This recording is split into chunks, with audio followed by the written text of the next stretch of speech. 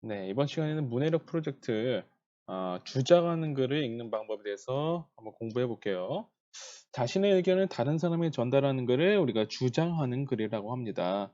주장하는 글은 사람에게 읽는 사람한테 의견을 전달하고 나의 생각을 전달하고 읽는 사람을 그런 생각에 설득되게 만드는 그런 글이에요.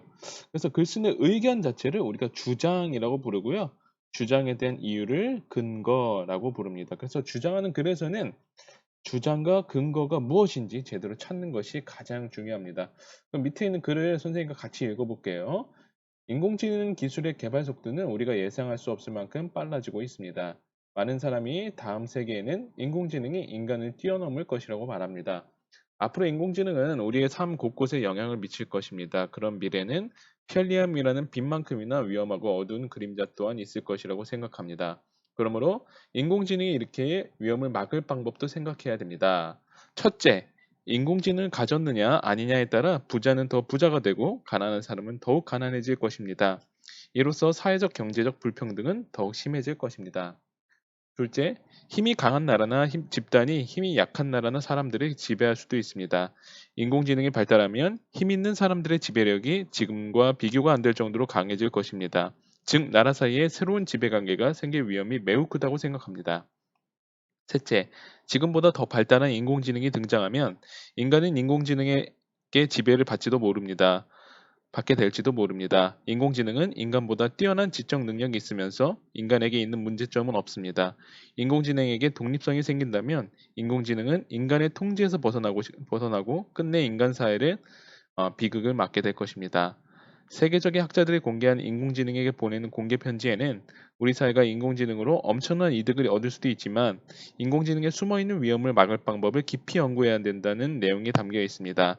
인간이 편리함에 눈이 멀어 인공지능을 계속 개발한다면 인간은 스스로에게 덫을 놓는 실수를 저지르게 될지도 모릅니다. 자, 좋습니다. 그러면 우리가 이 글을 읽고 이 글의 주장과 근거를 한번 확인해 볼게요. 첫 번째, 자, 가문단에서는 어떤 중심 내용이고 이게 주장인지 근거인지 한번 확인해 볼 거예요. 자, 가를 보면 여기서 중요한 내용, 핵심이 되는 내용은 무엇일까요? 중심 문장이. 그렇죠. 자, 그러므로 인공지능이 일으킬 위험을 막을 방법도 생각해야 됩니다. 예요. 자, 그러면 이것은 주장일까요? 근거일까요? 네, 좋습니다. 이것은 글쓴의 의견, 즉 주장이라고 했습니다. 이건 주장이에요. 글쓴의 생각이야. 인공지능이 이렇게 위험을 막을 방법을 우리가 생각하자라는 거예요. 자, 그러면 보시면 이렇게 되겠죠? 주장입니다. 자, 그럼 나문단을 보세요. 자, 나문단에서 중요한 내용은 무엇일까요? 네, 그렇죠. 자, 나문단에서는 첫째, 인공지능을 가졌느냐 아니냐에 따라 부자는 더 부자가 되고 가난한 사람은 더욱 가난해질 것입니다. 자, 이거는 글쓴이의 의견일까요? 의견에 대한 글쓴이의 주장일까요? 주장에 대한 이유, 근거일까요?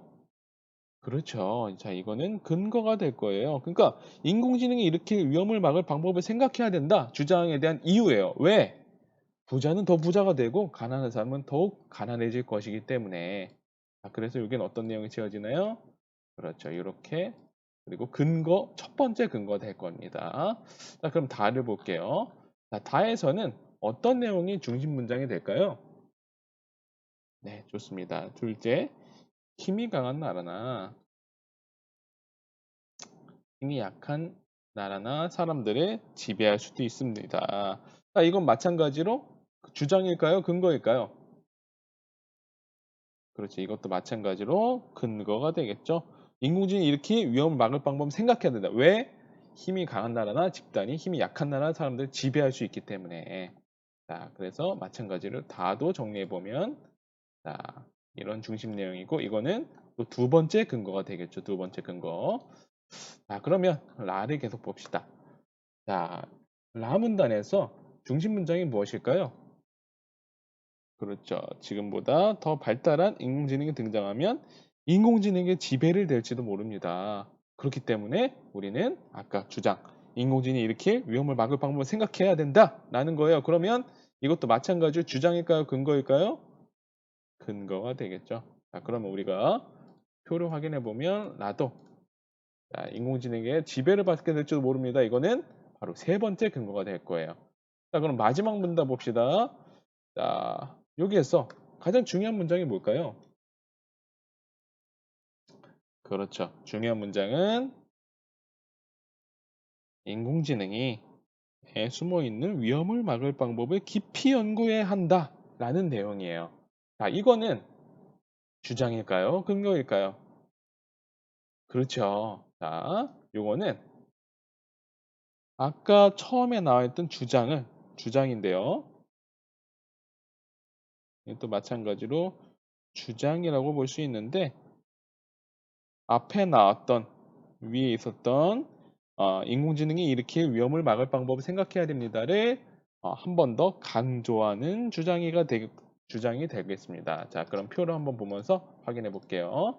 자, 깊이 연구해야 된다. 그래서 주장입니다. 한 번 더 강조하는 주장 내용이고요. 쭉 내용을 정리하면 이렇게 되겠죠.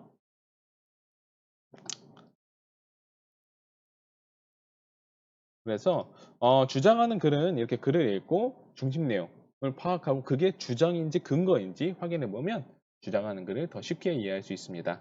예, 고생 많았습니다.